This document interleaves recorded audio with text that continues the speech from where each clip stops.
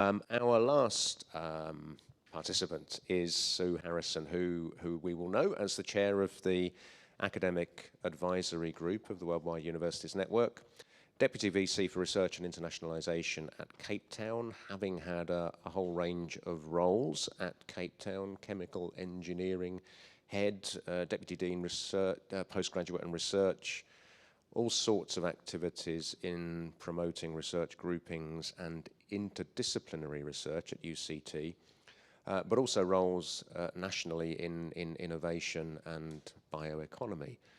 So Sue, over to you. Thank you. Thank you very much. And thank you for the opportunity to speak today about a topic that I really feel passionately about. Can you hear me? Yeah, great. And this is resource sharing towards building equitable and mutually beneficial research collaborations with a focus on the global north and global south collaboration. So recognizing the grand challenges and the potential impact for addressing these in an integrated way, along with the roles at universities as sites of developing understanding, building knowledge, and guiding its translation and providing thought leadership, university researchers are increasingly working collaboratively and in partnership. And these partnerships are cross-disciplinary, regional, cultural, and socio-economic boundaries, and they're plagued by the entrenched perceived global hierarchies. So we have much experience in partnerships lacking equity and lacking context and therefore failing to deliver. It's not an option to fail to deliver for the achievement of the SDGs and balance in our world. It really requires this kind of collaboration. And we can see this because of the grand challenges that go beyond regional boundaries: climate development, pandemics, food security, green economy. I can go on, and I won't. And so our understanding, new knowledge, and its implementation towards resolving the global challenges needs to go beyond regional boundaries. It requires global collaboration and delivering global impact. In many ways, I think this is one of the key essences of the WUN.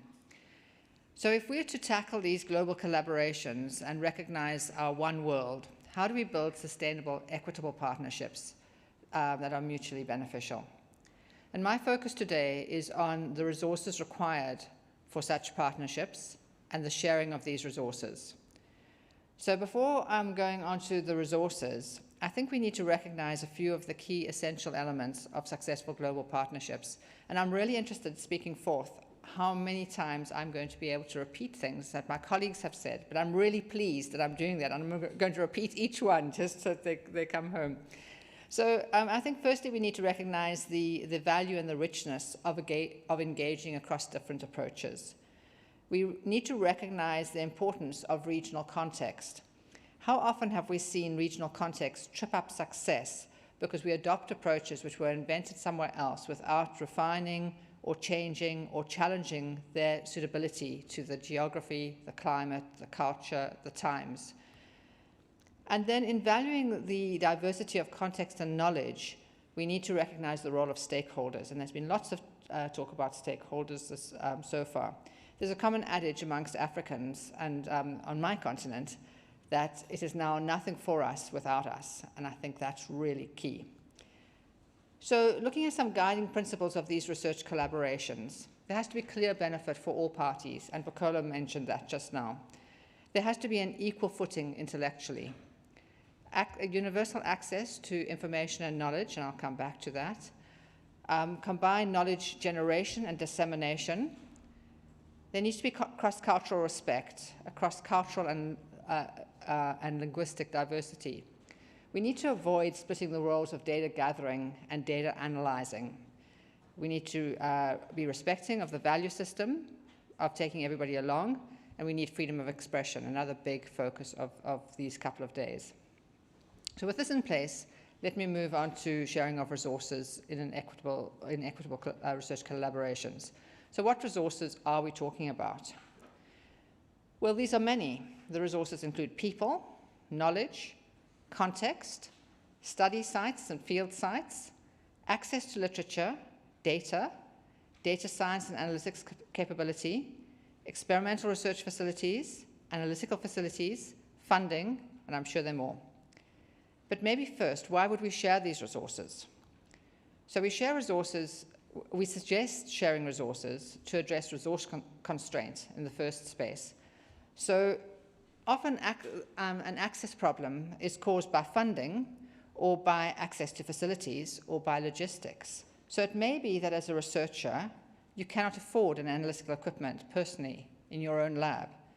It may be that you do not have access to databases required, but equally well, it may be that the logistics of accessing a site you don't have the social capital to do, and it may equally be that transporting the materials that you want to study is not logistically practical. And that comes from Global North and Global South, each have constraints there. The second reason why we would want to share resources is to enhance global efficiency. Does it really make sense to acquire an instrument that you're going to use for a number of months because it's really critical to your project when you don't have long-term use planned? What about the costs, the materials, the sustainability, etc.? Also to gain richness of diversity through extended access, to expand insights into the grand challenges and the contextual building of the approach towards their resolution from different cultural perspectives, and to recognize and overcome the inequities of the past to build towards an equitable and robust future. And often these inequities of the past are the result of historic inequities and regional exploitations. So we can't really just set them aside. And to explore assumptions and validity of the work that we do in diverse contexts. Great, so those are my reasons why I think it's really important for us to think through resource sharing. So again, the resources I'm putting forward for sharing are people, context, study sites, access to literature, data and data analytics capability, experimental and analytical facilities, and funding. So let's focus on points of real opportunity and need onto which we, as the WUN universities, can bring our joint critical mass to make a difference to equitable and mutually beneficial research collaborations, building win-win-win outcomes, our university partners, and the stakeholders. So the first one I'd like to speak about is an area where we need lobbying and pressure, and this is access to academic publication. And I'm really interested that we've just about all spoken about it. So open solutions, including open access, open data, open educational resources, they enable information to be freely and legally shared, and they provide strategic, cross-cutting opportunities to be explored. But we're just beginning the transition to an open knowledge society. An urgent solution is required to effective and universal access to academic publishing, removing the paywalls, rethinking the cost levels of pay-to-publish of open access publishing, and ensuring a free flow of knowledge within and beyond the academe. How can our knowledge be translated and used if those outside of the academe cannot access it? And actually, many of those within the academe from the Global South cannot access it. Open access publishing is moving the dial, and this is good. But open access publishing rates are out of the reach of many. In many journals now, the cost of publishing one paper equates to more than the third of a living stipend of one of my master's students at my university. So it's quite a difficult decision on whether you're going to publish open access or actually support your students so that they can live. And so much good work remains behind paywalls, inaccessible to fellow researchers and stakeholders, particularly the work of the Global South gets hidden from others in the Global South and the stakeholders. So open science is critical. It's defined as research and development that is collaborative, transparent, and reproducible, where the outputs are publicly available. It aims to make it much easier to publish and communicate scientific knowledge. We, as the WUN, I propose, can have a voice in delivering it effectively. It is those of us who have the resources to access the paywalls and pay to publish who have the influence to transform the system. And as WUN, I think we can have a powerful voice to overhaul the system and equalize partnerships. So I'm going to keep with open science now, and I'd like to move to a second topic, which is data. Data storage is critical in collaboration and access to data. And there are many stressful examples, particularly from my continent, where post-project key partners cannot access the data that they helped to generate, the data of their community that they collected. There are also positive examples, such as the use of data sharing in the Ebola outbreak and how it led to an immunological solution, or actually more recently, a lot of collaborative research and data sharing during COVID-19. So data needs to be equitably accessible for all members of the collaboration. And at UCT, we've worked hard over the last few years. We've really focused on the visibility and the discoverability of our data and our open repositories, as well as equitable data sharing. We believe strongly that data collected in Africa must be stored in Africa on open repositories as much as we can. The issue is that it needs to be open and the people who collected it need to have access to it. But I think a good example in dealing with data is when the bulk of the Square Kilometre Array Telescope, the SKA, and the multiple space telescopes were assigned to Southern Africa. UCT academics realized that the data generated would be astronomical, not only in content, but also in volume. And so UCT partnered with other universities and industry to set up the Inter-University Institute for Data-Intensive Astronomy, or IDEA. And they established a computational facility that is data-centric and based on cloud technology. And so this is the IDEA Data-Intensive Astronomy Cloud Facility. And this means that the data that is sourced in Africa can also be processed in Africa and, of course, beyond Africa. And so our scientists can be doing the high-level work as well as the data capture. So one benefit of IDEA is that it also provides a platform for developing big data processing capability on the continent. And it's provided a model for the South African Confederated Cloud.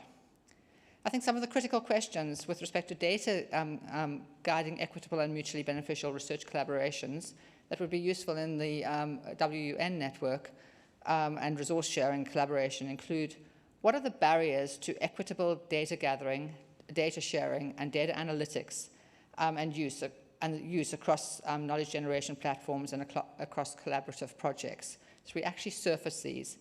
And actions are so often driven by how we measure things. So what needs to change in the university system, in WUN, in academia in general, to drive open and impactful science? And how do we do this?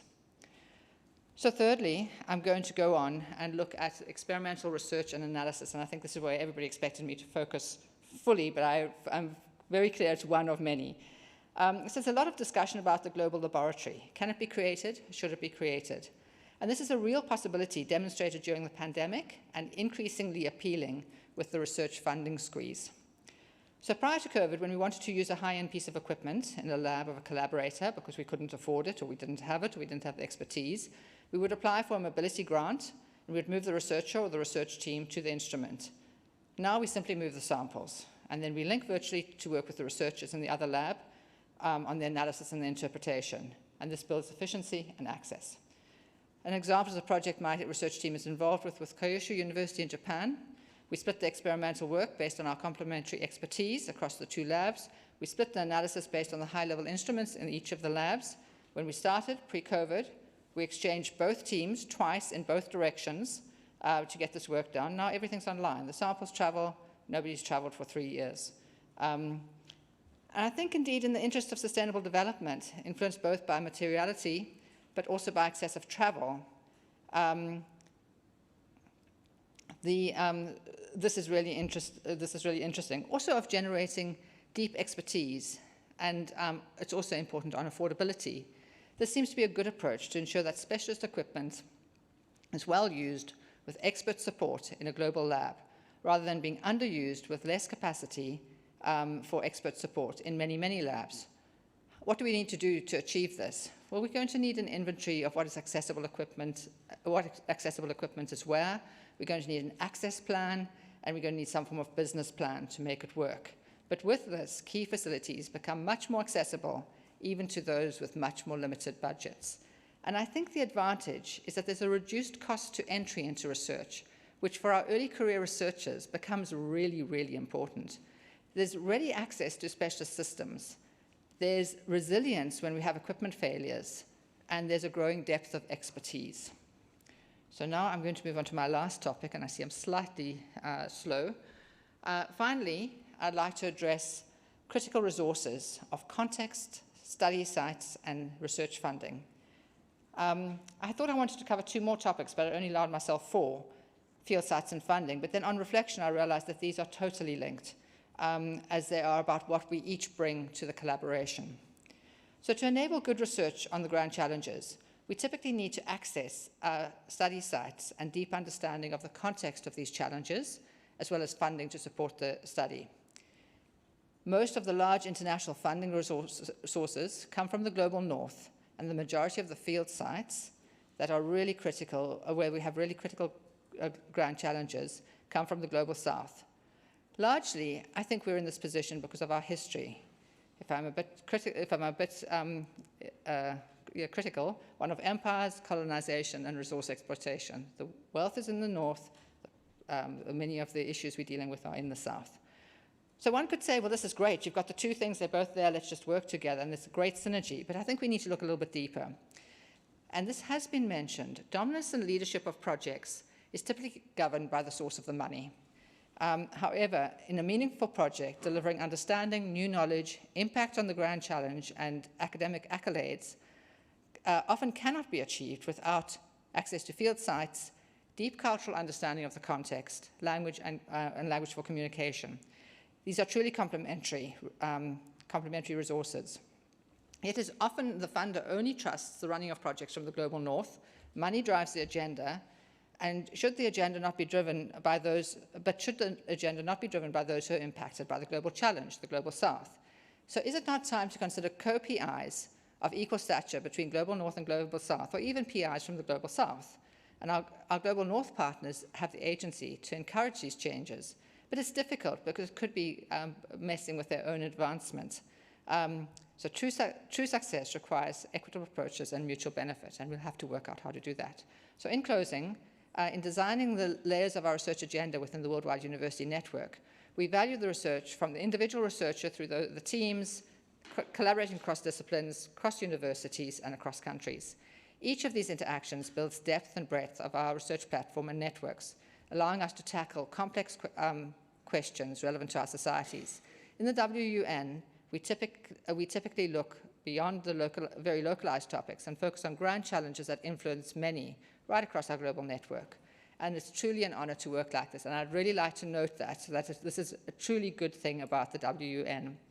But we have a huge untapped resource, and that is our resources and the increased impact we can have as a network by sharing these equitably, intentionally, and for mutual benefit through the Global Laboratory. Thank you.